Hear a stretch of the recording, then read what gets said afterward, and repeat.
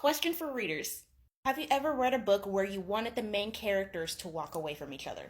And I'm talking like they never make it official, they never get together, like everyone is going their separate ways and going about their business. This question just popped into my head randomly, and I immediately remembered this one webtoon where I didn't want the main characters to get back together at all.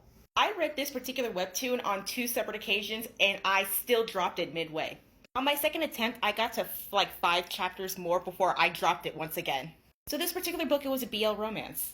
And this book was like a bait and switch, where in the blurb it says one thing, but the context says another.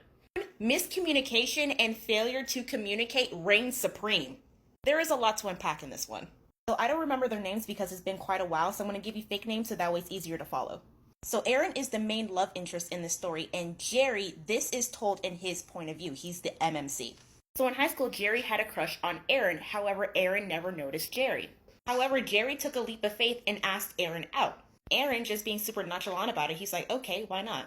Further down the line, and Aaron is in love. They came out to their friends and family, and everyone was supportive. Everything was going good until it wasn't. Aaron is very insecure and has tendencies of jumping the gun and making quick assumptions. And once it's in his head, Jerry has to climb mountains and go through many trials and tribulations just to get it out of his head. Aaron constantly has this thought that Jerry doesn't love him the same way that he loves Jerry, which is completely false because he is completely codependent on Aaron. Like, Jerry's next move dictates on how Aaron moves. And Aaron is the same way. Like, they are so codependent on each other that it's like super toxic. Like, they don't even interact with their friends and family anymore. Like, it's just them in the world. And one day the two get into a really big argument. Aaron is upfront and accusing Jerry that Jerry doesn't love him the same way. And Jerry is constantly defending himself and reassuring Aaron that he loves him. But Aaron doesn't believe him. And another thing to know about Aaron is that Aaron has anger issues. Like, bro went to therapy to deal with his anger issues, but that never got resolved. And then during the argument, Aaron got so enraged that he struck Jerry. Another thing to know about Aaron is that he is an athlete, a baseball athlete, so you know he got arms on him. Jerry has never trained a day in his life. He doesn't have a muscle to his name. Aaron struck him in the face, and that did some damage. I also want to preface that in the tags, this was described as a fluffy romance. Where in the parts did I tell you was this fluffy? And trigger warnings, where? Not a sight to be seen. Also, this is just the first 20 chapters. And you thought this couldn't get any worse. Honey, I'm not done. I'm going to tell you everything in one video because, oh my god. So after Aaron struck Jerry, Aaron is immediately remorseful. However, in the same breath, he proceeds to SA Jerry. Jerry, clearly traumatized, he leaves. And they go no contact for a few days. But remember, they're very codependent on each other. Jerry and Aaron meet up, they talk about it. And Jerry immediately forgives him. One thing to know about Jerry is that Jerry is very quick on forgiving Aaron, and Aaron knows that. In the webtoon, they're not very upfront that Aaron knows that Jerry's very quick to forgiving him, but it's heavily implied that Aaron knows.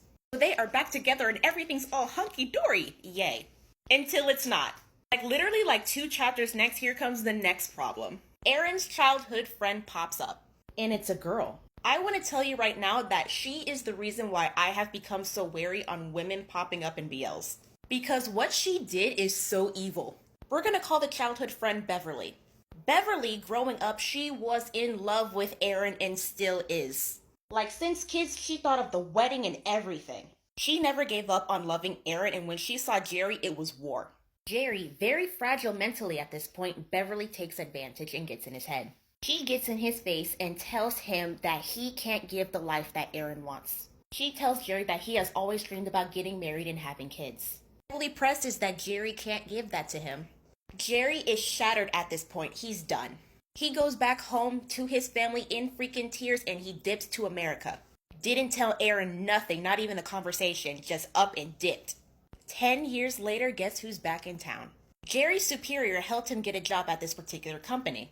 Now, in this company, Jerry works alongside his college ex, who we're going to call Max. Max is the only light in this tunnel. Bro is a green flag all around. Jerry and Max dated in college, and Jerry was very upfront about his toxic relationship with Aaron, and Max listened. He listened. Like, I can't express enough how much Max is just a breath of fresh air.